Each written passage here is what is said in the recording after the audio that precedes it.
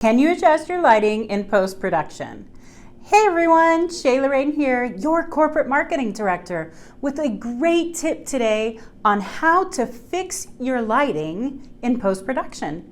I recently did a video on lighting. Click up here or in the description below in case you missed it. Trust me, it's a good one because lighting is one of the most important components to making quality professional looking videos, and this also applies to photography as well. Really, it's all about lighting. So let's assume that you followed all my tips in the last video on what types of lights to use. But for whatever reason, the lighting still didn't come out as bright or crisp as you wanted it to. Can you fix that in post-production?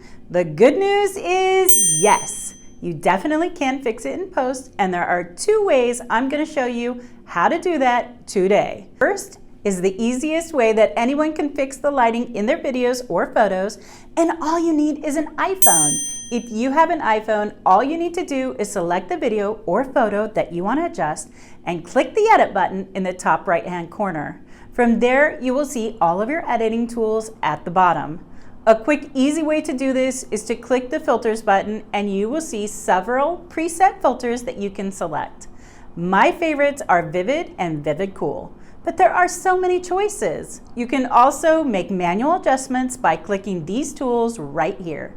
Exposure is the one that is going to adjust the light in your photo or video, but there are a number of other tools that you can use to help enhance the look or the color of your photo or video. For example, if your photo or video is too yellow, you can click on this warm button, which will take the yellow out of your video or image. The next way that I like to make adjustments to lighting in my video is by using editing software Adobe Premiere Pro.